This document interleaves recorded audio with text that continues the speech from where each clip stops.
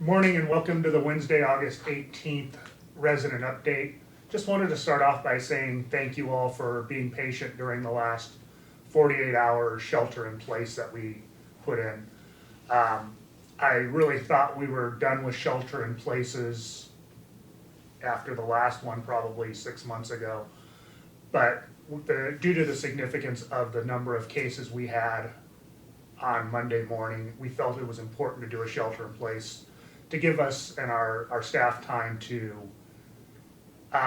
do the track tracing, make sure anybody who had an exposure was notified of the expectations to get the testing started, and just to make sure that we can keep the campus safe. We have now notified everybody who had an exposure to those employees or residents. We've been able to test many of those people off, but we have some people who will test out of that over the next 2 to 3 days. And if you recall, the protocol that we put out is if you are vaccinated and you have a significant exposure, we would test at 3 to 5 days if no symptoms are present. And a negative test would then get you off of that self-isolation. We still request that you wear a mask in public. I think it's for 10 to 14 days. After that exposure, report back to home health if there are any symptoms. If you were non-vaccinated, it's a 14-day self-isolation. And again, we'll check for symptoms and test at the end of that 14 days. So again, thank you for that. Good news is we haven't had any further positives since the Monday testing started. I don't believe we have anybody with symptoms that was exposed. So again, really good news. We are lifting the shelter in place as of 11:30 today. That doesn't mean everything will open immediately, but the restaurants will open at 4 o'clock. Housekeeping will start back up tomorrow. The wellness clinic will open again tomorrow. So things will start getting back to normal. Again, we ask that be careful out there. The numbers are still higher than we'd like to see in Arizona. There's still risk to our residents and our staff. So again, if you're off campus, we ask, wear your mask, practice good social distancing, don't take unnecessary risks, but continue to play it safe. And just to reiterate what Tom was saying, thank you for all the patience and understanding through this process. We wanted to make sure that we were just checking our T's and dotting our I's to make sure we had all the information so we could do our best to make sure that it wasn't spreading. And thank you for those of you who've been fielding questions to either myself or home health. Please continue clarifying if there's a question you have on anything. We want to make sure you understand clearly, what the recommendations are, or make sure that we're available. If you aren't feeling well, please continue to make sure you reach out and let us know. But just very thankful for the participation level for residents that have the vaccine.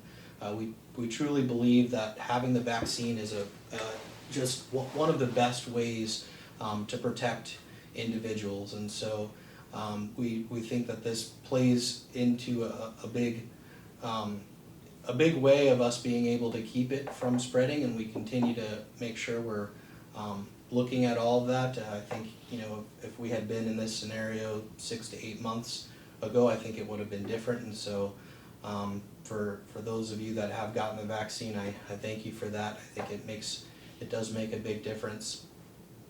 One of the other pieces with that, we continue to get some question regarding if we're still considering mandatory vaccines for staff members.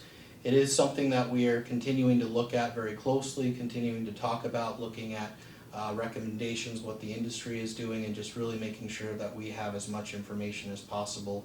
So if this were to be a decision we were to make, that we have the most understanding of what that could look like. And the good news regarding vaccines is that Walgreens, we just got word last evening, and a shout out to Walgreens. They've been a great partner, even through other clinics, but especially with a COVID vaccine. And so they just got word from their corporate that they will be doing a booster shot, and so they're looking right now.